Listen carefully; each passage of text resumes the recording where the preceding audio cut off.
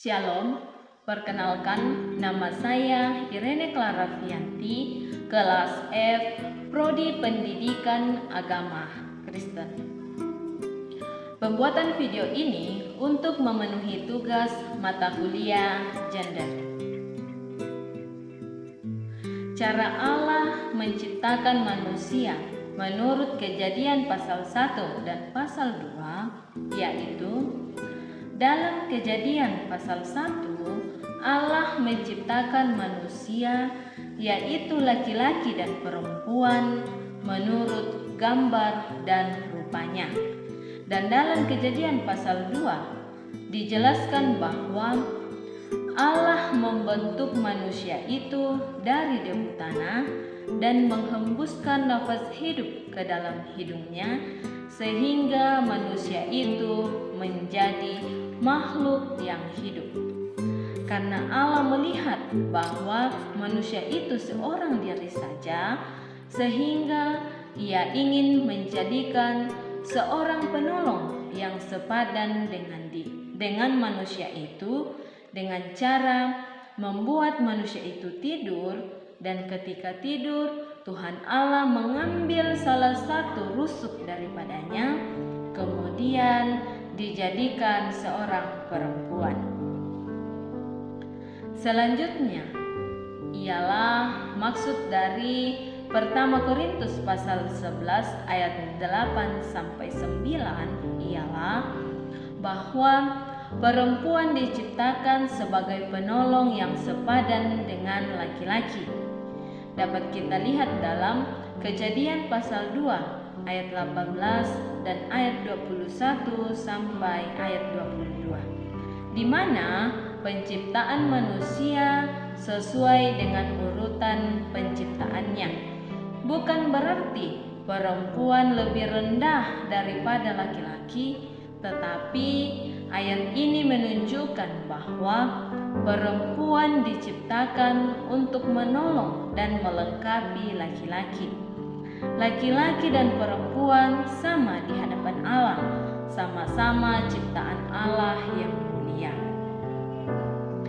Dan maksud dari pertama Timotius pasal 2 ayat 13 sampai 14 bahwa Hawa diciptakan sebagai urutan yang kedua yang berfungsi sebagai penolong bagi Adam.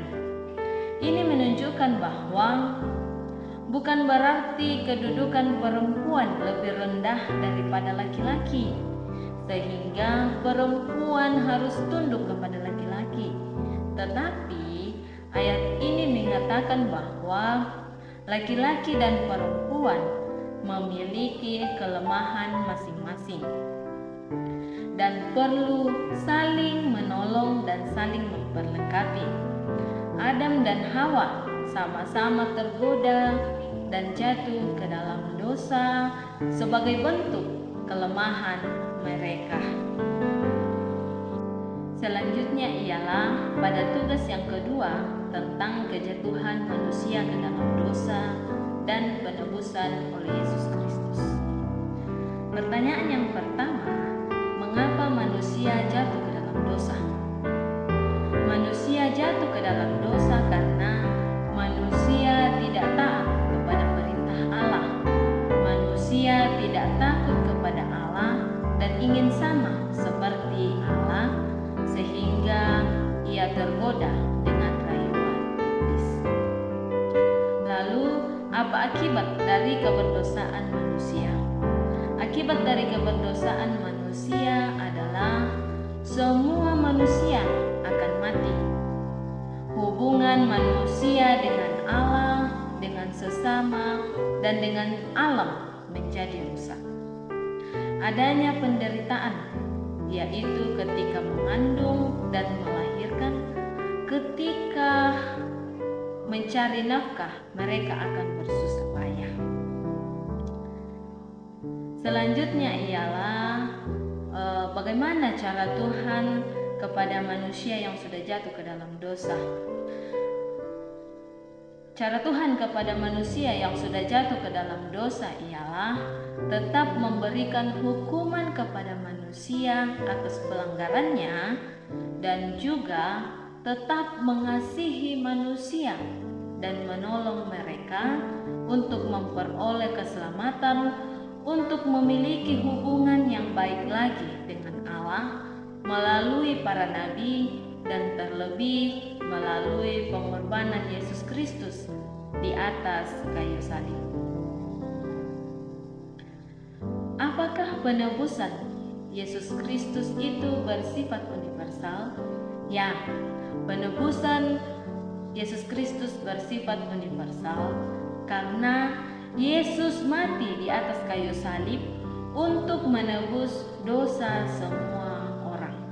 Artinya bahwa keselamatan diberikan kepada semua orang tanpa terkecuali.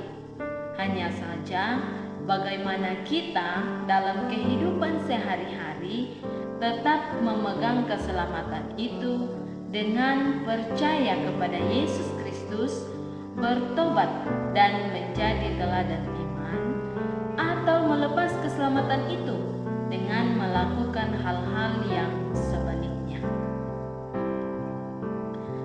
Cara Allah untuk memulihkan hubungan antara manusia ialah melalui karya penyelamatan Yesus Kristus di atas kayu salib, dan juga melalui tuntunan Roh Kudus bagi setiap orang untuk melakukan kehendak Allah, yaitu menjalin hubungan yang baik dengan sesama. Demikian penyampaian dari saya. Terima kasih. Tuhan Yesus